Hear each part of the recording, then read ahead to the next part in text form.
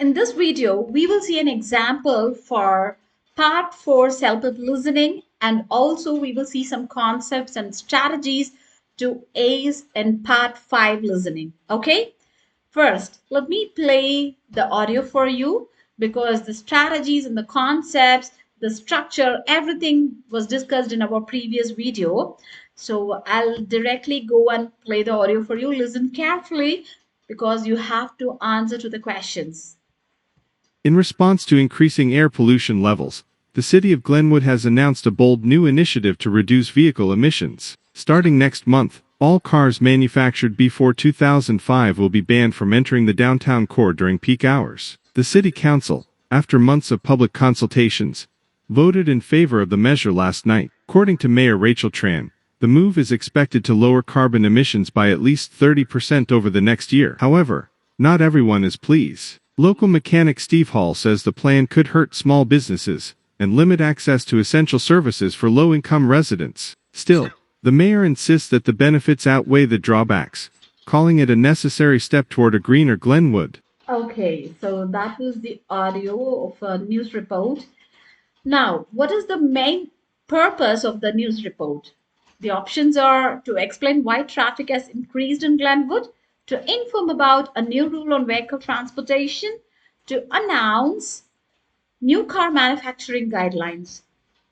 Let me tell you the correct option. The right answer is B, because the entire report centers around a new initiative banning older cars from the downtown core, right? It's not about the traffic increase or public transport. So option B is the correct one. The second question is, what will happen starting next month? Public buses will run more frequently. Older vehicles will be prohibited downtown during rush hours. Emission tests will become mandatory for all vehicles. Parking fees in the city will increase. And the correct option is answer B, because the audio clearly states that cars made before 2005 will be banned during peak hours, right? So older vehicles will be prohibited downtown during rush hours. Okay, the third question here is, how did the city arrive at this decision? Through a court mandate based on a citizen petition after several public consultation due to pressure from environmental activists. So the correct answer is option C, because the report says after months of public consultation, the city council voted in favor, right? So that's a direct clue. And for the next question, what is one concern raised about the initiative? It might increase fuel prices, it could harm small businesses and low income residents, it will create traffic in neighboring towns, it may violate federal transportation laws. So the correct option here is option B, because the local mechanics vote clearly voices concern about impact on small businesses and residents, right? So option B is the correct answer. And the fifth question here is, what is the tone of Mayor Rachel Tran's comment?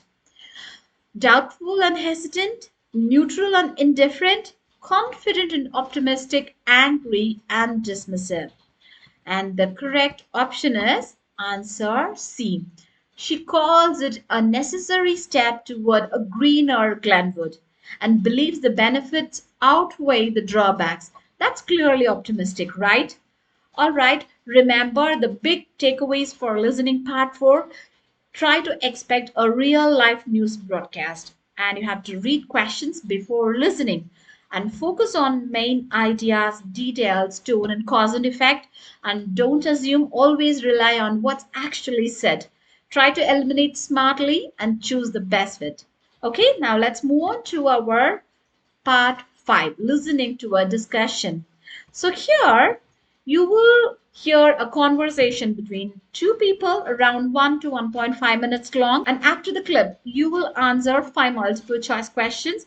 Each question has 4 answer choices as usual, but only one is correct, and of course you will hear it just once, no second chances. So this part simulates real world discussions like two co-workers, students, neighbors, or friends debating, explaining, or problem solving. Okay, so it's not just about listening, It's about picking up on disagreements, solutions, comparisons, and emotions. Got it? Now, I'll tell you there are six core skills self-help is testing in this section. Yes, six core skills.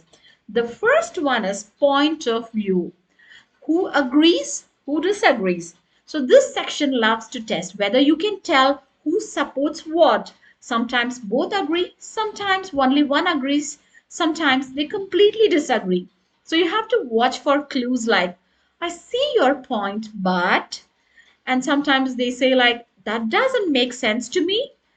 Sometimes they say like, exactly, that's what I've been saying. So you can find the difference, right?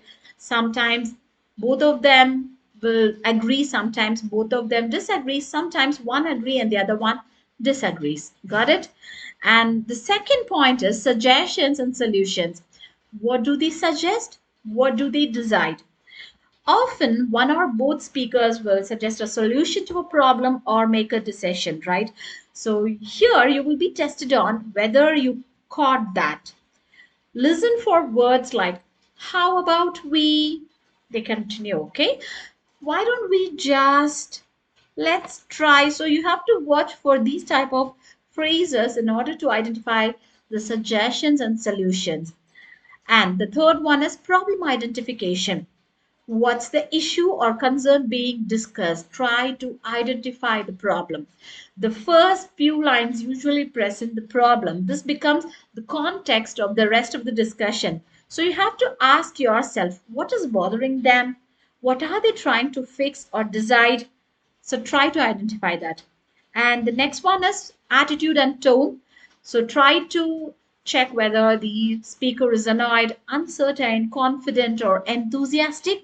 So this is not about what they say, it's about how they say it. Okay? Self-help loves to test your ability to understand emotions. There are some of the tones that you can listen for, like whether they are annoyed or hesitant or enthusiastic or confident or disappointed. So try to identify the attitude and tone of the speakers. And the fifth one is agreement and compromise. Are they trying to reach a middle ground? So, in many of the conversations, the two speakers don't fully agree, but they may compromise. The test may ask you what decision they reached together. So, try to watch for phrases like, I guess that could work. All right, let's go with that. It's not ideal, but we can try it. So, try to watch out for the phrases, okay? And final details and examples. Specific facts, numbers, or examples. Self-help might test you on small but specific detail that only comes up once. So stay alert. Examples of detailed questions. What concern does one speaker raise? Where do they plan to meet? How long will the event last? So you can expect these type of questions. Okay. And now I'm going to share you some of the strategies. First strategy is you have to preview the questions, which is important and mandatory, right? Use the few seconds before the audio to scan the questions and pick up keywords. And the next strategy is track the speakers, focus on the differences, and try to identify the shifts in their opinion. Speaker one versus speaker two, who says what, all these things. And strategy three, listen for tone shift. Yes, tone often changes. Maybe in the start, they may look annoyed, but after that, they become agreeable. That's testable, okay? The next one is predict the ending. Often the final decision or agreement is made in the last 15 seconds. So don't zone out at the end. And next one is don't assume, just confirm. You might expect something, but always base your answer on what was said, not what seems logical. Okay, sometimes you find it this was logical or this was not logical. It's not about the logic, it's about what was said. Okay, so focus on that and eliminate like a pro. Yes, cross out obviously wrong choices. Then you can compare what's left. Got it? That's all for today's video. Kindly like, share, and subscribe for more self help tips. See you in the next video. Bye bye.